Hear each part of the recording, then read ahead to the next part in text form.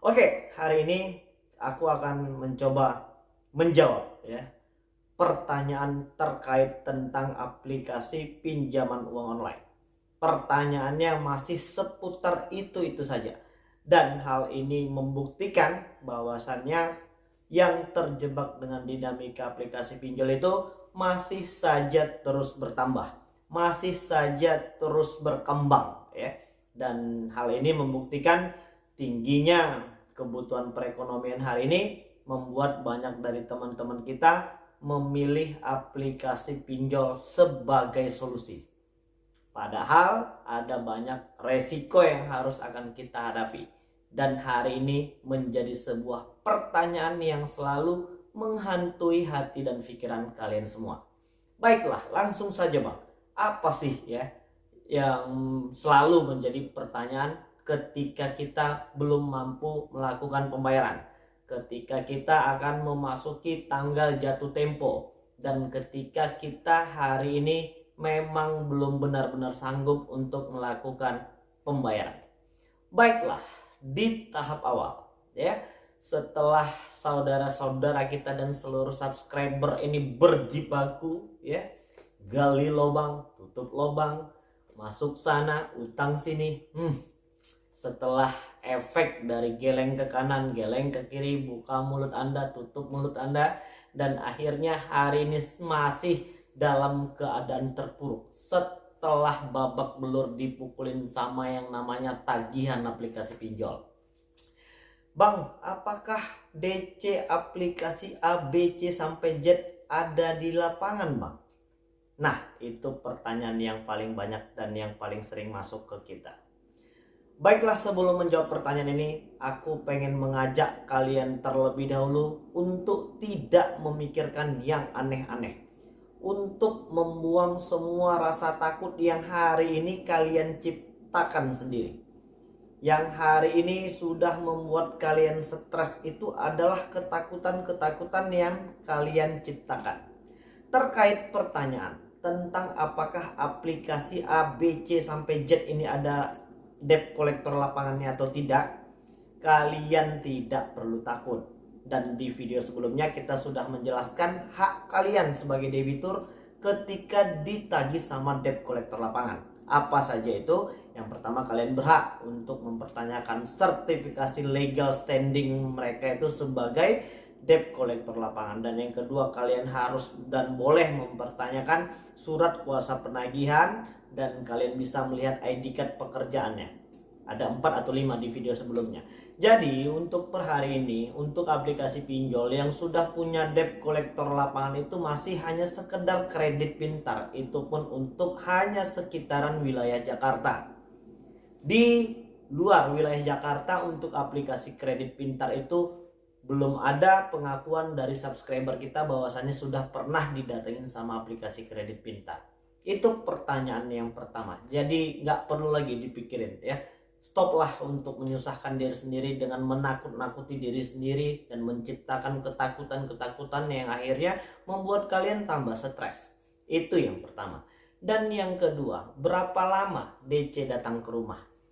Ya, sepengalaman kita sih dan berdasarkan pengakuan dari teman-teman itu, untuk yang punya tagihan mungkin di aplikasi Kredivo, Akulaku, Home Credit, Indodana itu mungkin setelah keterlambatan 1 atau 2 bulan. Dan itu masih melalui proses rangkaian yang panjang. Mereka akan masih tetap mengajak kita berkomunikasi dengan baik Mereka juga bukan ujuk-ujuk langsung mendatangkan debt collector, itu tidak. Untuk aplikasi pinjol seperti yang sudah aku kasih tahu, hanya masih aplikasi kredit pintar. Selain dari situ, dinyatakan belum ada laporan dari subscriber yang lain. Dan yang selanjutnya berapa lama DC meneror kita? Untuk aplikasi pinjol ilegal, tidak ada yang mengetahui kapan mereka akan berakhir meneror kita. Yang legal gimana Bang? Ya sebenarnya sih sama saja. Debt collection akan terus menguber-uber kalian itu sampai kalian panik, sampai kalian akan melakukan tindakan gali lubang, tutup lubang, atau hal-hal negatif yang lainnya. Oleh sebab itu, aku kembali mengingatkan agar untuk tenang terlebih dahulu, dan tidak melakukan tindakan apapun, serta bertahanlah dalam posisi seperti ini dan tidak melakukan tindakan yang mungkin bisa merugikan diri sendiri, orang lain, dan orang-orang yang kita sayangi. Terus ada beberapa pertanyaan lagi. Ini gua hafal banget pertanyaan-pertanyaan yang seperti ini karena gua sering ngebaca ya pertanyaan di kolom komentar itu masih seputaran itu saja. Jadi berapa lama bang untuk yang ilegal ini biasanya? Berapa lama mereka akan menyebarkan data? Nggak lama kok ya. Paling ya 4 hari atau 5 hari. Dan mereka akan meneror habis-habisan, akan membuat kalian panik ya. Dan mereka akan menghubungi banyak dari kontak yang ada di galeri handphone kita. Tidak masalah. Kalian hanya punya tugas untuk menjelaskan itu secara baik dan menerangkan bahwasannya aplikasi pinjol yang sekarang sedang kalian gunakan itu adalah aplikasi pinjol ilegal, aplikasi yang sudah dilarang untuk beroperasi oleh pemerintah. Jelaskan seperti itu. Dan aku kembali pengen mengingatkan untuk agar tidak menarik diri ya. Tetaplah bersosialisasi sebagaimana seperti biasanya. Dan ketika kalian menarik diri, kalian menghilang dari perkumpulan yang selama ini adalah teman-teman nongkrong kalian, maka akan ada narasi-narasi liar ya yang menganggap kita itu benar-benar terjadi ya. Sudah pasti yang aplikasi pinjol ilegal itu akan membuat caption atau pesan terkait tentang penipuan, pencurian, penggelapan, dan lain sebagainya. Fitnah-fitnah besar ini kalau tidak kalian tanggapi dengan tenang pasti akan membuat kalian gusar. Jadi ya sudah, biarkan saja. Kalian bukan orang pertama yang mengalami masalah seperti ini. Dan pertanyaan yang selanjutnya, bagaimana dengan blacklist BCking bang? Ya seperti di video yang di awal, aku pengen mengajak kalian itu untuk gak mikir yang tidak penting hari ini. Blacklist BCking itu iya penting, tapi nanti ketika kalian memang mau ngutang lagi, apakah kalian masih terus mau berhutang di produk-produk pembiayaan? Misalnya bang, gimana dong bang, gua kepengen beli sepeda motor tapi kreditnya di perusahaan PT ini itu segala macam. Nanti kita khawatir kalau seandainya mereka memeriksa BCking kita, ternyata kita masih punya hutang di aplikasi pinjol. Untuk yang masih ilegal tidak ada yang terkoneksi ke BCking karena mereka juga tidak memiliki status terdaftar dan berizin di OJK. Lantas bagaimana bang dengan aplikasi pinjol yang hari ini masih memiliki status terdaftar dan berizin? Nanti ketika kalian misalnya, ini aku cerita untuk yang mungkin pengen kredit motor atau mungkin mobil ya mungkin dari pihak perusahaan seperti FIF, Adira dan lain sebagainya mungkin akan ngecek nih atas nama Pak Dodo misalnya punya hutang di aplikasi A, B, dan C. Apakah berkemungkinan akan diberikan kesempatan berhutang kredit sepeda motor?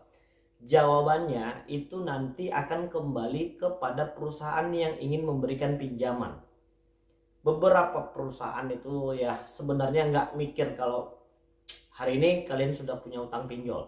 Mereka akan lihat pengajuan kalian dan mereka yakin kalian mampu membayar, mereka akan kasih. BCking itu hanya laporan keuangan kita. Apakah laporan keuangan kita bermasalah atau tidak? Dan hari ini tidak perlu dipikirkan kalau kalian memang benar-benar belum mampu untuk menyelesaikan semua permasalahan ini. Berfokuslah pada kehidupan pribadi ya. Berfokuslah pada kehidupan keluarga yang hari ini mungkin masih banyak membuang waktu, membuang energi untuk memikirkan ini itu sehingga masih jarang ya untuk bisa fokus pada kehidupan keluarga, dan yang hari ini mungkin sudah merasa terganggu pemikirannya karena masih terus diuber-uber sama debt collection, atau mungkin yang hari ini masih ketakutan didatengin ke kantor, masih ketakutan didatengin ke DC lapangan itu, didatengin ke rumah. Hari ini banyak ya teman-teman itu takut kalau DC itu datang ke rumah, datang ke kantor. Sebenarnya tidak ada yang perlu dikhawatirkan di situ. Mungkin kita perlu menyiapkan mental ya. Kita memang harus tetap berjiwa besar ketika nanti debt collector dari aplikasi pinjol itu memang benar-benar datang. Jadi hari ini banyak teman-teman kita tuh takut malu ya. Gue bakal malu banget nih bang, gue panik nih. Ini kalau seandainya datang ke rumah, gimana dengan tetangga gue? Ini bakal tahu kalau gue punya hutang. Bagaimana kalau seandainya nanti debt collector dari aplikasi pinjol ini datang ke kantor menagih? Sebenarnya kalau kalian bisa berkomunikasi dengan baik dengan atasan atau mungkin dengan orang-orang yang ada di sekeliling kita, ya kita tinggal jelaskan saja baik-baik. Iya memang bener gue punya hutang. Udah, itu saja. Masalah nanti kita diceritakan di belakang, masalah nanti kita digosipinnya di belakang atau ini itu segala macam, tak perlu lagi dipikirkan. Lebih baik memikirkan bagaimana agar kita tetap sehat, kita tetap semangat, dan kita bisa keluar dari semua permasalahan ekonomi hari ini. Jadi udah deh, bodoh amat deh dengan anggapan orang lain terkait tentang tahu kita punya hutang.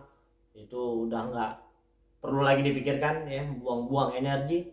Dan itulah tadi beberapa deretan pertanyaan-pertanyaan yang paling sering masuk ke kita dan gua udah jawab di video kali ini. Baiklah, mungkin itu dulu ya yang mungkin bisa aku sampaikan, dan mudah-mudahan video ini bermanfaat untuk kita semua. Assalamualaikum warahmatullahi wabarakatuh.